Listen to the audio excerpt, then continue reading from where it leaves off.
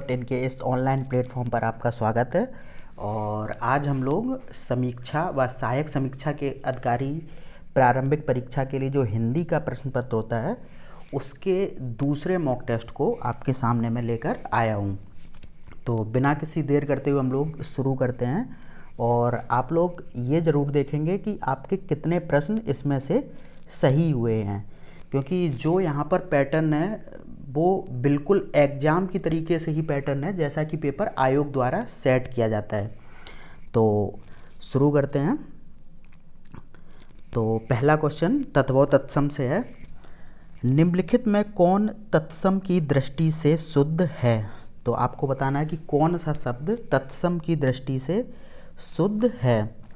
तो यहाँ पर जो तत्सम की दृष्टि से शुद्ध शब्द होगा वो होगा अक्षोर। ठीक है, और आपको पता होना चाहिए कि जो अक्षोर है वो किसका, अखरोट का तत्सम है। ठीक है, और यहाँ पर अगर हम अन्य शब्दों की बात करें तो जो आयुषी यहाँ पर है वो आदेश का तत्व है, और आधा का जो तत्सम होता है वो अर्ध होता है, और आंत का आत्र होता है। ठीक है, तो अगले प्रश्न की ओर चलते हैं। इमली का तत्सम रूप है। देखिए यहाँ पर कितने कन्फ्यूजिंग शब्द दिए गए हैं विकल्प में, तो आपको बताना है कि इमली का तत्सम रूप कौन सा है। तो जो इमली का तत्सम रूप होगा वो होगा अम्लिका।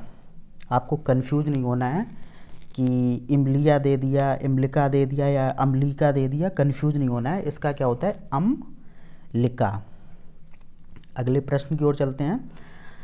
निम्नलिखित में से तत्व शब्द है, तो बताइए भाई कौन सा इसमें से तत्व शब्द है।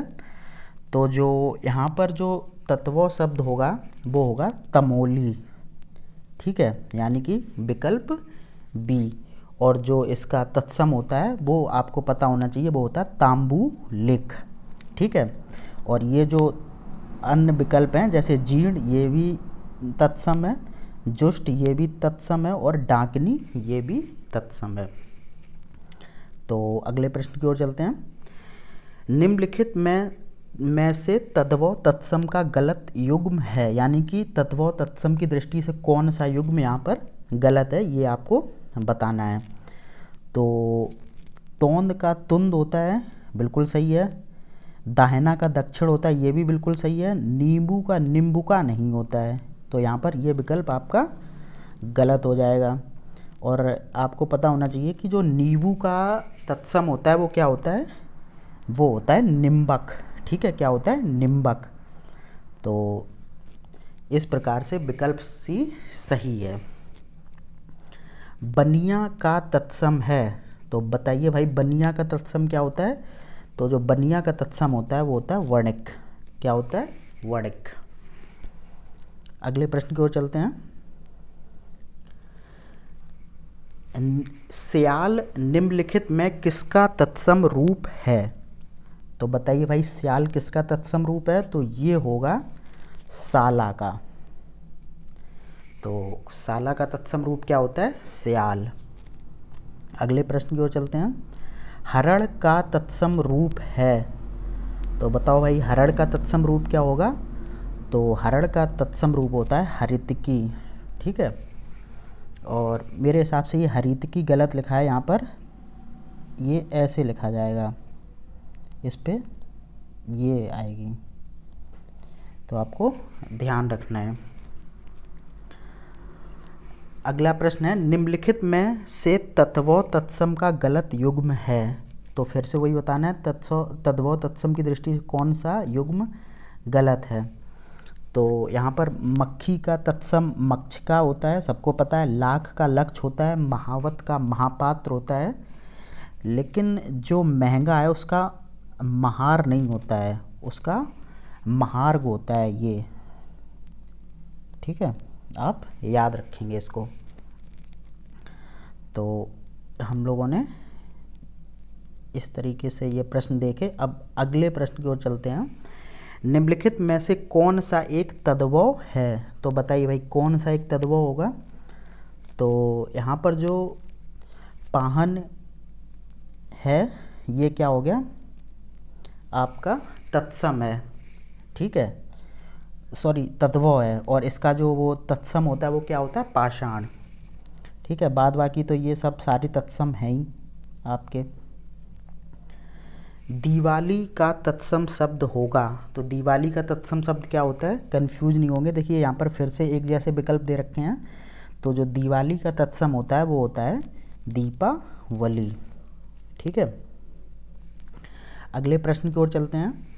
अभिसरण का विलोम होगा। अब विलोम आ गए, पहले 10 क्वेश्चन आपको पता है कि तत्व तत्सम से आते हैं, तो 10 क्वेश्चन हम लोगों ने सॉल्व कर लिए। अब आते हैं विलोम से। तो यहाँ पर क्वेश्चन है अभिसरण का विलोम होगा, तो बताइए भाई अभिसरण का विलोम क्या होगा, तो इसका विलोम होता है अपसरण। अगला क्वेश्चन है आदिष्ट का सही विलोम शब्द है, तो आदिष्ट का सही विलोम क्या होगा, आदिष्ट का सही विलोम होगा निषिद्ध। ठीक है, अगला प्रश्न है आलोक का विलोम शब्द है, तो आपको पता होगा कि आलोक का मतलब प्रकाश या रोशनी होती है, और इसका जो विलोम होगा वो तिमिर मतलब अंधेरा और अंधकार, ये दोनों ही होंगे, तो आपका विकल्प सही होगा सी। अगले प्रश्न की ओर चलते हैं, तो देखते हैं निम्नलिखित में विलोम की दृष्टि से शुद्ध युग्म है, तो बताइए भाई कौन सा युग्म विलोम की दृष्टि से शुद्ध है। तो पहला ही शुद्ध है, क्योंकि अगतन का विलोम पुरातन होता है। अगर हम और अन्य विकल्पों को देखें तो दास का विलोम आपको पता होगा स्वामी होता है, तीक्ष्ण का कुंठित होता है, और तनय का क्या होता है, तनया। ठीक है, अगले प्रश्न की ओर चलते हैं। विराट का विलोम होगा, तो विराट का विलोम क्या होगा, तो विराट का विलोम होगा लघु। ठीक है, अगले प्रश्न की ओर चलते हैं। निम्नलिखित में विलोम की दृष्टि से अशुद्ध युग्म है, तो बताइए भाई कौन सा युग्म इसमें अशुद्ध होगा। तो यहाँ पर आपको पता होना चाहिए विपुल का अल्प होता है, व्यष्टि का समष्टि होता है, विषाद का हर्ष होता है, लेकिन विवेकी का क्या होता है, विवेकी का अविवेकी होता है। इस तरीके से ये वाला युग्म गलत हो जाएगा आपका। अब चलते हैं अगले प्रश्न की तरफ। तो अगला प्रश्न देखते हैं हम लोग। निम्नलिखित में विलोम की दृष्टि से अशुद्ध युग्म है, तो फिर से वही क्वेश्चन पूछा गया है, तो इसमें भाई देखते हैं कौन सा युग्म इसमें अशुद्ध है। तो साहसी का रथी, पहला ही युग्म यहाँ पर अशुद्ध हो गया, क्योंकि साहसी का विलोम क्या होता है, साहसी का विलोम होता है भीरू, और स्वामी का सेवक हो ही गया। यहाँ पर अगर अन्य विकल्पों को देखें, सरस का नीरस, सशंक का निशंक। ठीक है, अगला प्रश्न है हास का विलोम होगा, तो हास का विलोम क्या होता है, हास का विलोम होता है रुदन। ठीक है, आप कंफ्यूज नहीं होंगे, ना परास होता है, ना अहास होता है, ना सहास होता है। देखिए यहाँ पर एक चीज़ मैं आपको बताऊं कि जो ये आर ओ में हिंदी का प्रश्न पत्र होता है वो कठिन नहीं होता है ज़्यादा, लेकिन दिक्कत ये है कि उसमें कन्फ्यूजिंग जो शब्द होते हैं, आप देख रहे होंगे इसमें ऐसे ही शब्द बार बार प्रत्येक क्वेश्चन में आते हैं और लगता है कि सभी विकल्प एक जैसे हैं। तो आपको बहुत ही ध्यान से शब्दों को देखना है, उनकी वर्तनी को देखना है, उनके अर्थ को देखना है, और फिर उसके बाद उनका उत्तर करना है। ठीक है, तो अगले प्रश्न की ओर देखते हैं। निम्नलिखित में एक शब्द शुष्क का विलोम है, तो बताइए भाई कौन सा इसमें एक शुष्क का विलोम होगा। तो शुष्क का विलोम होगा आर्द्र, यानी कि विकल्प बी। अब अगला प्रश्न है आलसी का विलोम होगा, तो आलसी का विलोम यहाँ पर कर्मण्ड होगा, कर्मठ भी होता है, फुर्तीला भी होता है, तो इस तरीके से विकल्प डी सही हो जाएगा, उपरोक्त सभी। तो इस तरीके से हम लोगों ने 10 क्वेश्चन विलोम शब्द के भी देख लिए। अब वाक्यांश के लिए एक शब्द से क्वेश्चन आ रहे हैं, उनको देखते हैं। तो यहाँ पर ये कुछ क्वेश्चन यहाँ है, हाँ 20 तक हम लोगों ने किया है। तो वाक्यांश के लिए एक शब्द से क्वेश्चन आया है, तो तो देखते हैं, आत्मा और परमात्मा का द्वैय भाव ना मानने वाले के लिए एक शब्द, तो क्या होता है? अद्वैतवादी। क्या होगा? अद्वैतवादी। अगला क्वेश्चन देखते हैं, जो मापा ना जा सके, तो जो मापा ना जा सके उसके लिए एक शब्द क्या होगा? उसके लिए एक शब्द होगा अप्रमेय। और यहाँ पर एक अच्छा ध्यान देने वाली बात और है कि जो प्रमाण से सिद्ध ना हो सके उसके लिए भी एक शब्द क्या आता है? अप्रमेय। तो आप ध्यान रखेंगे, दोनों में से कुछ भी पूछा जाता है तो उसका एक शब्द क्या होगा? अप्रमेय। अगला प्रश्न है, छाती के बल चलने वाले के लिए एक शब्द होगा, तो क्या होगा? छाती के बल चलने वाले के लिए एक शब्द होता है उरग। और यहाँ पर जो उर होता है उसका मतलब ही छाती होता है, तो आप ऐसे भी इसको ध्यान रखेंगे। तो अगला प्रश्न है, कूप मंडूक किस वाक्यांश के लिए एक शब्द है? तो ये होता है जिसे बाहरी जगत का ज्ञान ना हो, उसे क्या कहते हैं? कूप मंडूक। अगले प्रश्न की ओर चलते हैं। यहाँ पर अपने धर्म से गिरा हुआ, तो इसके लिए एक शब्द क्या होगा? इसके लिए एक शब्द होगा धर्मच्युत। अगले प्रश्न की ओर चलते हैं, ध्यातव्य किस वाक्य के लिए एक शब्द है? तो बताइए भाई क्या होगा इसका? इसका होगा ध्यान देने योग्य। ध्यान देने योग्य को के लिए क्या एक शब्द होगा? ध्यातव्य। अगले प्रश्न की ओर चलते हैं, शिष्य का शिष्य के लिए एक शब्द होगा, तो बताइए भाई शिष्य का शिष्य के लिए एक शब्द क्या होगा? तो ये होगा प्रशिष्य। आप लोग ध्यान रखेंगे। अगले प्रश्न की ओर चलते हैं, पत्र को ले जाने वाला के लिए एक शब्द क्या होगा? तो पत्र को ले जाने वाले के लिए एक शब्द होगा पत्र वाहक। क्या होगा? पत्र वाहक। अगले प्रश्न की ओर चलते हैं, कन्या जिसके विवाह कर देने का वचन दिया जा चुका हो, वाक्यांश के लिए एक शब्द क्या होगा इसके लिए? तो इसके लिए होगा वाग्दत्ता, यानी कि विकल्प सी। अगला प्रश्न देखते हैं, जो आसानी से पच जाए के लिए एक शब्द क्या होगा? तो उसके लिए एक शब्द होगा सुपाच्य, यानी कि विकल्प बी। तो इस तरीके से हम लोगों ने 10 वाक्यांश के लिए एक शब्द भी देख लिए। अब जो अगले प्रश्न आ रहे हैं वो हैं पर्यायवाची से। तो क्वेश्चन है, निम्नलिखित में से कौन गज का पर्यायवाची है? गज यानी कि हाथी। तो इसका पर्यायवाची क्या होगा? तो यहाँ पर गयंद भी इसका पर्यायवाची होता है, करी भी होता है, वितुंड भी होता है, यानी कि ये सभी गज के पर्यायवाची हैं। तो अपना उत्तर कौन सा सही हो जाएगा? उपरोक्त सभी। तो अगले प्रश्न की ओर चलते हैं, मदन सलाका निम्नलिखित में किसका पर्यायवाची है? तो मदन सलाका, बताइए भाई किसका पर्यायवाची होता है? तो ये होता है कोयल का पर्यायवाची। ठीक है। और अगर कोयल के अन्य पर्यायवाची की बात करें तो पिक, कोकिल, बनप्रिया आदि भी इसके पर्यायवाची होते हैं। तो अगले प्रश्न की ओर चलते हैं, निम्नलिखित में से कौन यम का पर्यायवाची नहीं है? तो बताइए भाई कौन सा इसमें यम का पर्यायवाची नहीं है? तो मृत्युपति तो होता है, नरपति नहीं होता है, तो विकल्प बी हो जाएगा। और धर्मराज भी यम का पर्यायवाची होता है और श्राद्ध देव भी इसका पर्यायवाची होता है। अगले प्रश्न को देखते हैं, निम्नलिखित में से कौन सा एक हिरण का पर्यायवाची है? तो इसमें हिरण का पर्यायवाची कौन सा होगा? पहला ही विकल्प सही है, सारंग। आपको पता होना चाहिए कि जो केसरी, मृगराज, बनहरी हैं वो शेर के पर्यायवाची होते हैं। ठीक है। अगले प्रश्न को देखते हैं, निम्नलिखित में से कौन सा एक गंगा का पर्यायवाची नहीं है? तो सुरसुरी भी गंगा का पर्यायवाची होता है, विष्णुपदी भी होता है, लेकिन जनक सुता नहीं होता है, क्योंकि जनक सुता किसका पर्यायवाची होता है? जनक सुता सीता का पर्यायवाची होता है। तो इसमें से कौन सा गंगा का पर्यायवाची नहीं होगा? वो होगा जनक सुता। अगले प्रश्न की ओर बढ़ते हैं तो देखते हैं, रसाल निम्नलिखित में किसका पर्यायवाची है?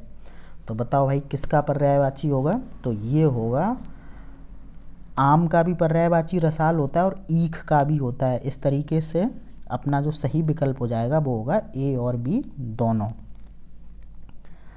निम्नलिखित में से कौन एक कृत्रिम का पर्यायवाची है?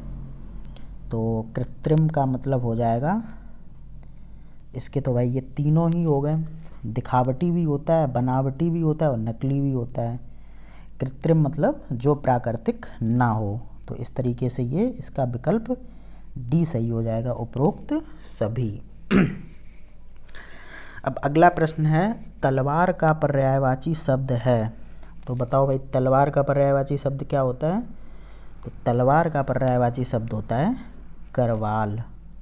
कंफ्यूज नहीं होना है, ना हलवार होता है, ना धरवार होता है और ना धारदार होता है। ठीक है, अगले प्रश्न की ओर चलते हैं।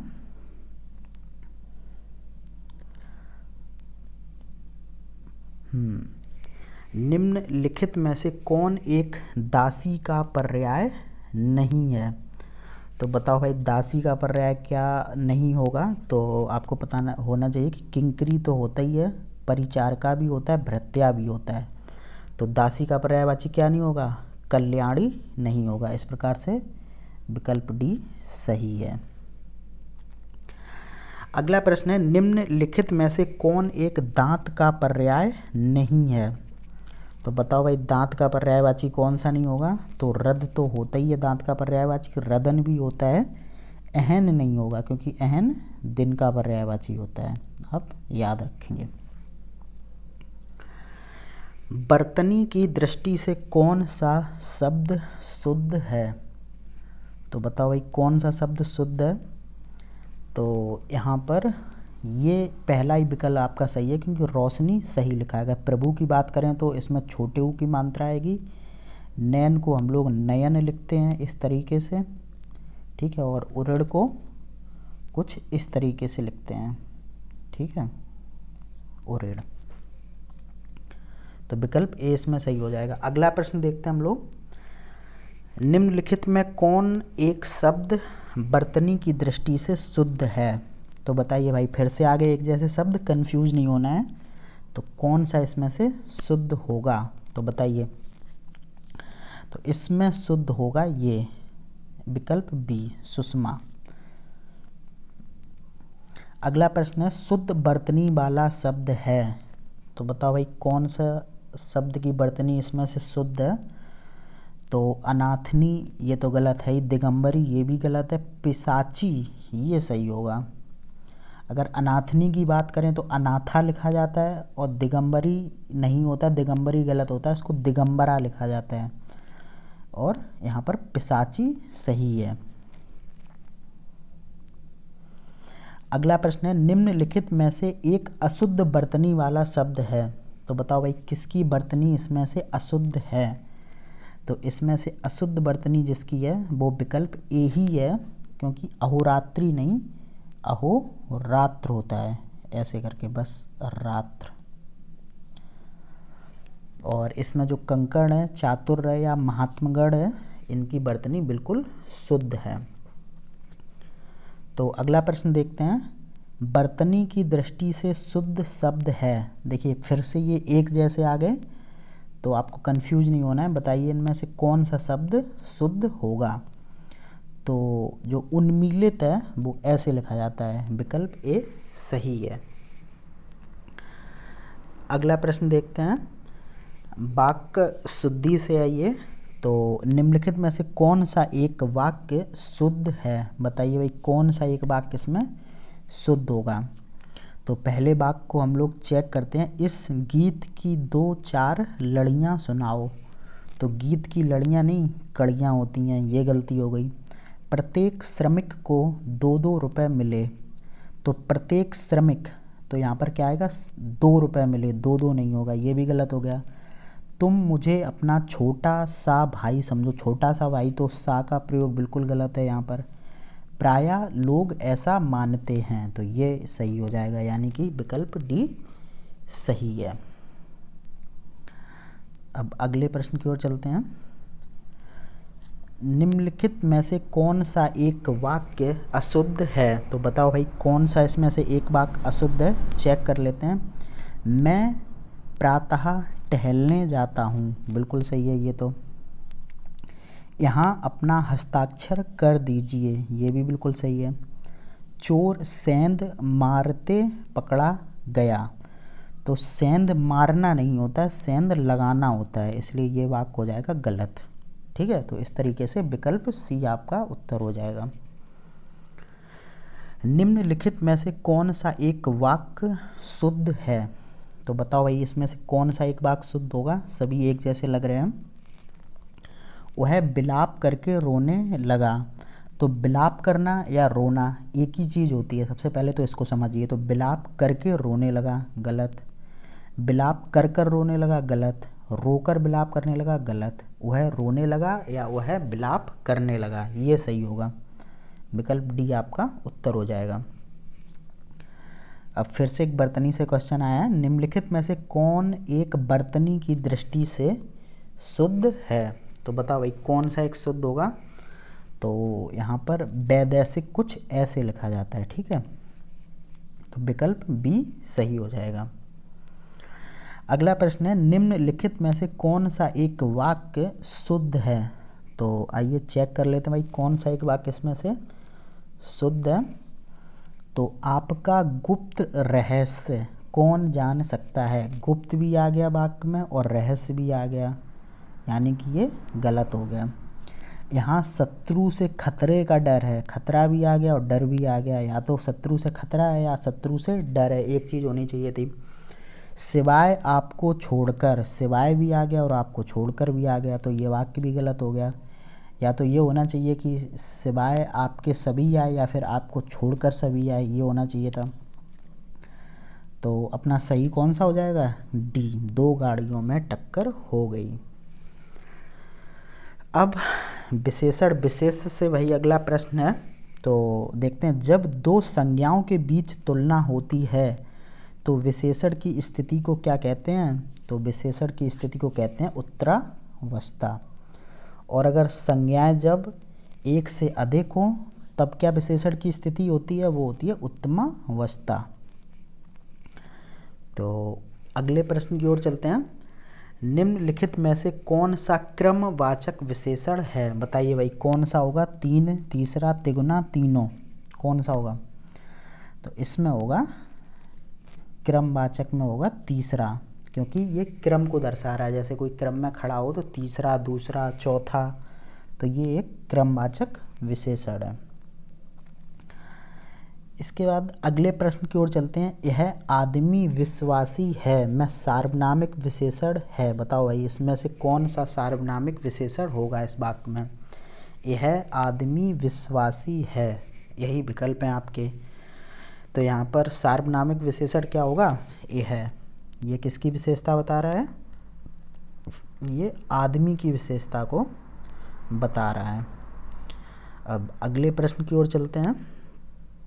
तो देखते हैं निम्नलिखित में से कौन सा शब्द विशेषण नहीं है? तो शिक्षित विशेषण है, संकालु भी विशेषण है, शासन विशेषण नहीं है, क्योंकि इसका जो शासन विशेष है और इसका जो विशेषण होगा वो होगा शासित। ठीक है, अगले प्रश्न की ओर चलते हैं। जो विशेषण विशेष के बाद आए उसे क्या कहते हैं? बताओ भाई उसे क्या कहेंगे? तो जो विशेषण विशेष के बाद आता है उसे कहते हैं विधेय विशेषण। जैसे कि अगर हम लोग यहाँ पर एक एग्जाम्पल से इस चीज़ को समझें, तो जैसे मेरी गाय काली है, तो गाय यहाँ पर क्या हो गया? गाय हो गया विशेष और काली हो गया विशेषण। और जो ये काली है वो किसके बाद आया? गाय के बाद। तो यहाँ पर जब विशेष के बाद विशेषण आता है तो उसे विधेय विशेषण कहते हैं। आप लोग अच्छी तरीके से समझ गए होंगे इसको। अब बढ़ते हैं अगले प्रश्न की ओर। और जो अगला प्रश्न है वो है, निम्नलिखित में एक शब्द विशेष है। तो बताओ भाई कौन सा शब्द इसमें विशेष होगा। तो यहाँ पर ईमानदार तो विशेषण है। उत्तेजना, उत्तेजना विशेषण नहीं है, ये विशेष है, और इसका अगर विशेषण होगा तो वो होगा उत्तेजित। तो विकल्प बी अपना सही हो जाएगा। अगला प्रश्न है, निम्नलिखित में कौन से वाक्य में अनिश्चित परिणाम, परिणाम तो होता ही नहीं, ये यहाँ पर गलत टाइपिंग मिस्टेक है, परिमाण होता है। तो निम्नलिखित में से कौन से वाक्य में अनिश्चित परिमाण वाचक विशेषण है। तो जंगल में अनेक पशु थे, 4 किलो आटा दे दो, ये विद्वान व्यक्ति है, तीसरा व्यक्ति इधर आए। तो ये क्वेश्चन भाई कुछ गड़बड़ है इसमें, इसको चलो छोड़ते हैं, ठीक है। अगले प्रश्न की ओर चलते हैं। राजेश बहुत ही चतुर खिलाड़ी है, इसमें प्राविशेषण है। तो ये बताओ भाई इसमें से प्राविशेषण कौन होगा। तो सबसे पहले तो ये जानना जरूरी है कि प्राविशेषण होता क्या है। तो जो शब्द विशेषण की भी विशेषता बताए उसे प्राविशेषण कहते हैं। तो राजेश बहुत ही चतुर खिलाड़ी है, यानी कि चतुर तो यहाँ पर क्या हो गया, चतुर तो विशेषण हो गया, और कैसा चतुर, बहुत, तो बहुत यहाँ पर क्या होगा, प्रविशेषण हो गया। तो इस तरीके से विकल्प भी सही है। अकर्म का विशेषण होगा। तो बताओ भाई अकर्म का विशेषण क्या होगा। तो अकर्म का विशेषण होगा अकर्मण, ठीक है। अगला प्रश्न है, अध्यापक के हाथ में लंबी छड़ी है, वाक्य में विशेषण की संख्या कितनी होगी। तो बताइए भाई इस अध्यापक के हाथ में लंबी छड़ी है, इस वाक्य को पढ़िए और बताइए इसमें जो विशेषण हैं उनकी संख्या कितनी है, यानी कि इस वाक्य में कितने विशेषण प्रयोग किए गए हैं। तो इसमें एक ही विशेषण है लंबी, जो छड़ी की विशेषता बता रहा है। तो विकल्प ए सही हो जाएगा। तो इस तरीके से हम लोगों ने पूरे मॉक टेस्ट को देखा, और आप क्वेश्चन के पैटर्न को भी समझ रहे होंगे, और ये भी समझ रहे होंगे कि किस प्रकार से प्रश्न को हम लोगों को एग्ज़ाम में हैंडल करना है। तो चलिए ठीक है, फिर अगले मॉक टेस्ट में फिर से आपके सामने आता हूँ। तब तक के लिए धन्यवाद।